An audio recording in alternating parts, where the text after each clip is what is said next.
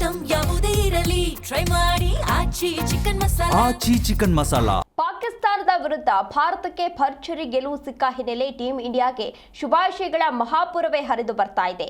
ಕೇಂದ್ರ ಗೃಹ ಸಚಿವ ಅಮಿತ್ ಶಾ ಸೇರಿದಂತೆ ಸಾಕಷ್ಟು ಗಣ್ಯರು ಈಗಾಗಲೇ ಶುಭಾಶಯವನ್ನ ಕೋರಿದ್ದಾರೆ. ಕೇಂದ್ರ ಸಚಿವ ಎಚ್.ಡಿ. ಕುಮಾರಸ್ವಾಮಿ ಅವರು ಕೂಡ ಶುಭಾಶಯವನ್ನ ಕೋರಿದ್ದಾರೆ. ಉಪಮುಖ್ಯಮಂತ್ರಿ ಡಿ.ಕೆ. ಶಿವಕುಮಾರ್ ಶುಭ ಹಾರೈಸಿದ್ದಾರೆ. ಪ್ರಹ್ಲಾದ್ ಜೋಶಿ, ನಿಖಿಲ್ ಕುಮಾರಸ್ವಾಮಿ, ವೀರೇಂದ್ರ ಸೆಹ್ವಾಗ್ ಅವರು ಕೂಡ ಈಗಾಗಲೇ ಟ್ವೀಟ್ ಮೂಲಕ ಒಂದು ಶುಭಾಶಯವನ್ನು ಕೋರಿದ್ದಾರೆ. ಸಾಮಾಜಿಕ ಜಾಲತಾಣಗಳಲ್ಲಿ ಟ್ವೀಟ್ ಮೂಲಕ ಶುಭ ಹಾರೈಸಿದ್ದಾರೆ. ದೃಶ್ಯಾವಳಿಗಳಲ್ಲಿ ನೀವು ಕೂಡ ಇದೀಗ ಗಮನಿಸ್ತಾ ಇರಬಹುದು. ಟೀಂ ಇಂಡಿಯಾ ಅದ್ಭುತ ಜಯವನ್ನ ಗಳಿಸಿದೆ. ನಿಜವಾಗ್ಲೂ ಕೂಡ ಇದು ನಮ್ಮ ಭಾರತೀಯರಿಗೆ ತುಂಬಾ ಹೆಮ್ಮೆಯ ವಿಚಾರ ಅಂತ ಹೇಳಿ ಸಾಕಷ್ಟು ಗಣ್ಯರು ಟ್ವೀಟ್ ಮೂಲಕ ಶುಭಾಶಯವನ್ನ ಕೋರಿದ್ದಾರೆ.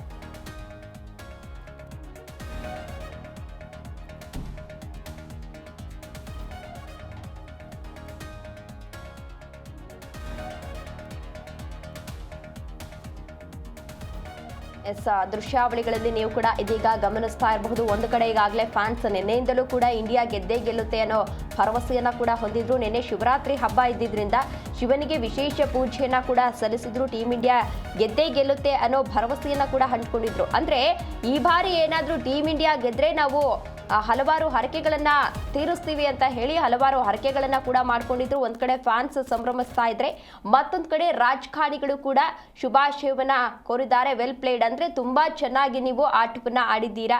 ನಿಜವಾಗ್ಲೂ ಕೂಡ ಈ ಬಾರಿ ಪಾಕಿಸ್ತಾನದ ವಿರುದ್ಧ ಇಂಡಿಯಾ ಟೀಮ್ ಗೆದ್ದಿದ್ದು ನಿಜವಾಗ್ಲೂ ಕೂಡ ತುಂಬಾ ಖುಷಿ ಆಗ್ತಾ ಇದೆ, ಹೆಮ್ಮೆ ಆಗ್ತಾ ಇದೆ ಅಂತ ಹೇಳಿ ಡಿಸಿಎಂ ಡಿ.ಕೆ. ಶಿವಕುಮಾರ್ ಸೇರಿದಂತೆ ಎಚ್.ಡಿ. ಕುಮಾರಸ್ವಾಮಿ, ನಿಖಿಲ್ ಕುಮಾರಸ್ವಾಮಿ, ಪ್ರಹ್ಲಾದ್ ಜೋಶಿ ಸೇರಿದಂತೆ ಸಾಕಷ್ಟು ಗಣ್ಯರು ಶುಭ ಕೋರಿದ್ದಾರೆ. ನೀವು ಕೂಡ ದೃಶ್ಯಾವಳಿಗಳಲ್ಲಿ ಗಮನಿಸ್ತಾ ಇರಬಹುದು.